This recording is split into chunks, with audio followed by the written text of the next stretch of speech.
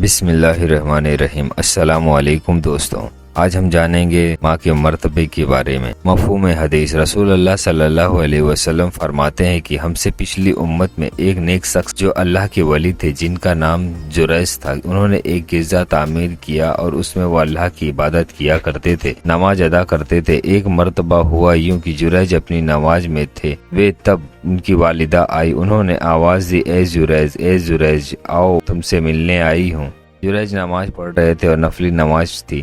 انہوں نے سوچا نماز مکمل کر کے والدہ سے جا کر مل لیتا ہوں، لیکن نماز ختم ہونے تک والدہ ناراض ہو کر چلی گئی۔ پھر دوسری مرتبہ یہی ہوا، اس بار بھی والدہ نے آواز دی، اے جریج، اے جریج، میں تم سے ملنے آئی ہوں۔ جریج پھر اپنی نماز میں لگے ہوئے تھے، سوچا کہ اپنی نماز مکمل کر لیتا ہوں پھر جا کر مل لیتا ہوں۔ اتفاقاً تیسری مرتبہ بھی یہی ہوا، والدہ پھر آئی اور جریج کو آواز دی۔ جریج اس وقت بھی اللہ کی عبادت میں ہے اور ماں ناراض ہو کر چلی گئی اور کہا، اے جریج، تو طوائفوں کا منہ دیکھے، ایسی بددعا دے کر وہاں سے چلی گئی۔ آگے آپ صلی اللہ علیہ وسلم فرماتے ہیں کہ جریج کی جو مقبولیت تھی، ان کی جو عبادت تھی، اس سے لوگ جلتے تھے اور لوگ ویسے ہی جریج پر الزام لگانا چاہتے تھے، لہٰذا وہ قوم کے شرر پسند لوگوں نے ایک منصوبہ کیا۔ انہوں نے ایک بری عورت کو تیار کیا جو لوگوں کے ساتھ زنا کرتی تھی، منہ کالا کرتی تھی۔ اس عورت نے جریج کے گرجا کے باہر ایک چرواہا جو تھا اس سے اپنا منہ کالا کرتی تھی، جس سے اس کو حمل ٹھہر گیا۔ اس نے ایک اولاد ہوئی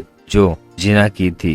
جب اس کو ایک اولاد ہوئی تو عورت نے لوگوں سے کہنا شروع کیا، یہ اولاد جریج کی ہے۔ جب بستی میں یہ بات چلی تو لوگوں نے آ کر جریج کو بے تحاشا مارنا شروع کر دیا، حتیٰ کہ اس کا گرجا بھی توڑ دیا اور مارتے مارتے اسے بادشاہ وقت کے حاکم کے پاس لے کے گئے۔